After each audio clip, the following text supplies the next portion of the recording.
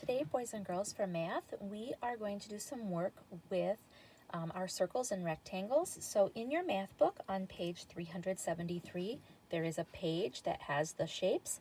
You need to please cut those out if you have not done so already. I also sent home an extra sheet in case that you need some extras if you make a mistake and need them. Okay, well, we're going to work with our larger circles first. Okay, we can, if we were to put all of these circles in a pile, we would see that they are all the same size. They are equal. Okay, all right, now we're going to take one circle, and I would like you to please take this circle, and we are going to fold it into two equal shares. So I'm going to take my circle and I'm going to fold it like a taco. I'm going to make the nice fold, and I'm going to open it up. And then what I'd like you to do with your pencil is draw a line on the fold so that you can see the two pieces. All right, so this circle has two equal shares, and we can also say that the circle has two halves.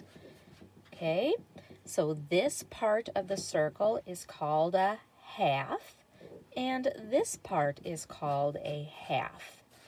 Okay, how do you think we would know that the parts are equal shares? We know that because each part has the same shape and the same size, and we can even fold it back in half and we can check and see that they are the same size and same shape. Okay, so we have two halves. All right, now let's take another circle. All right, and this time with this circle, we are going to fold this one into four equal shares. All right, so we're going to fold it like a taco again. So I'm going to fold it and make two equal shares like the taco.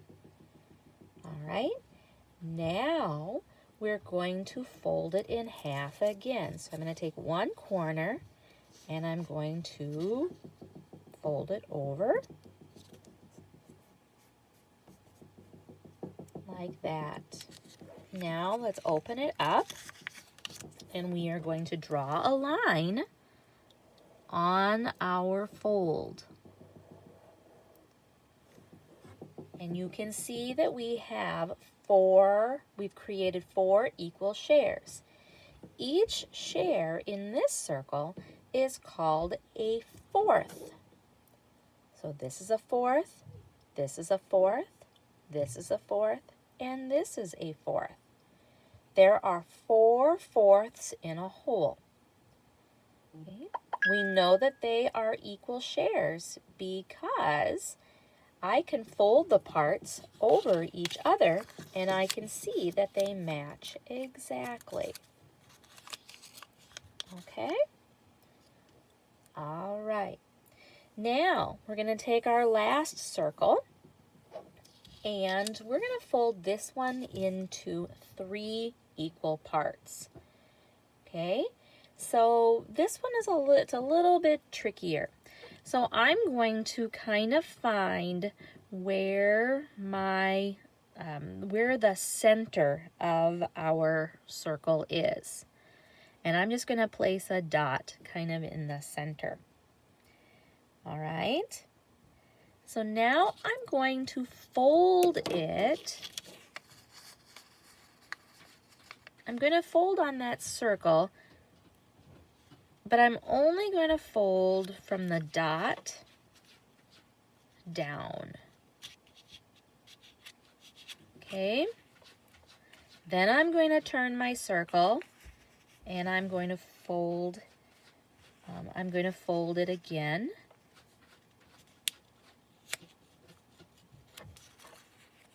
Like that. And then like that.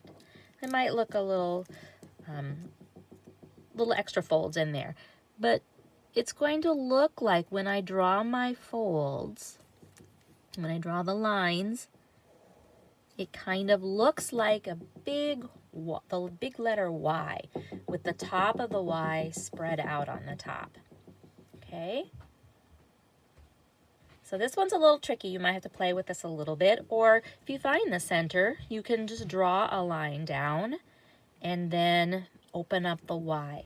So it's not perfect here, but we can see that it's very close, that each piece is the same size, or roughly the same size and the same shape. Okay, so when we fold a circle into three equal parts, each part is what we call a third. Okay, so each of these parts is called a third. How many thirds are in a whole? I can see that I have 1, 2, 3. Okay, all right, now with your small circles, we're going to do the same thing. All right, so the first one, I want you to fold in half. Remember, at any time, you can stop the video and start it back up if you're not quite finished, and I move on. And I'm going to draw a line. So now I have 2 halves. Now with my small circle, another circle, I'm going to fold it in half, and then fold it in half again.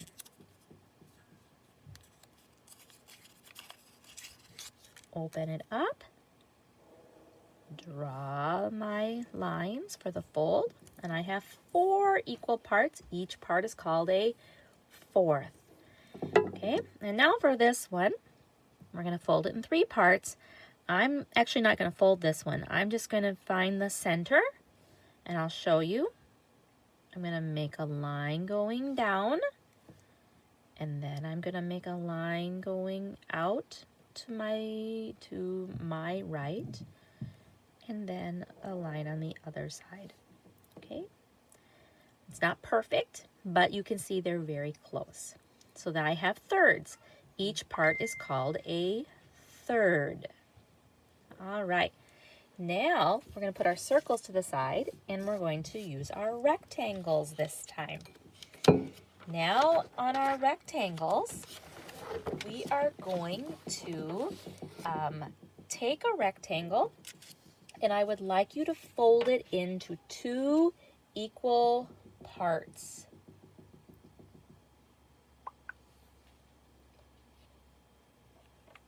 Okay, so think about some different ways that you could fold it. There's more than one way that you can do this. Okay, this is one way. So if you did it this way, maybe you did it another way. Maybe you folded it in half this direction. So we could do it vertically. We could fold it in half horizontally. Did anyone try a different way? Okay, I could fold it, or I could divide it and go from diagonal to diagonal. This one's a little harder to do the fold on, but I could draw a line diagonally that way, or I could draw a line this way.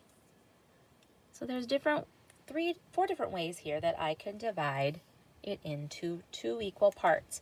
Again, each part is called a half. Okay? Now, we're going to take another rectangle, and this time we're going to divide this into thirds. So we're going to divide it into 3 equal parts. Okay? So to do that, I'm going to draw a line this way and this way. It's not perfect, but I can divide it into 3 parts. Each part is called a third. All right. I could even draw them going horizontally the same way. Kind of like lines on a paper. All right, so just do your best at drawing those lines, okay? But you should try to make them as equal as possible. And we can see we have 3 equal parts. All right, now we're going to take the rest of our rectangles and we're going to see about each part, again, is called a third. All right, now the rest of my rectangles, we're going to divide into 4 equal parts. Okay, so the first one, I'm going to draw a line down the middle. And then I'm going to draw a line on the left side and a line on the right. I can see I have 4 equal parts, or they're really close to equal. All right, each part is called a fourth. All right. So another way that I could do this, I could go in half horizontally and then draw a line on the top and a line on the bottom. This one's not exactly perfect, but it's close. Each part is called a fourth. Okay, now I'm going to take another one. Can you think of another way that we could divide it? I could go this way in half and then go in half this direction. So it kind of looks like a window. All right, again, each part is called a fourth. Okay, maybe you could divide it another way. Can you think of another way that you could divide it? This one I'm going to try, and I'm going to go diagonally this way, and then diagonally this way. Okay, each part is called a fourth. All right, I've got 2 more rectangles. I could draw a line down the middle this direction. And then I could go, didn't quite make it, all the way to the diagonal. And then to the diagonal. So it kind of looks like a mountain with a line down the middle. Or maybe the foot of a bird. Okay. I could even go this way, the middle, and then from here I could go to the diagonal, and then from here to the diagonal. Okay, so but each part is what we call a fourth. All right. Okay, so this is the end of the first part. In the next video that you'll need to go to, we're going to work in our activity book. So you will need your activity book and pencils, and you will also need crayons for the second video.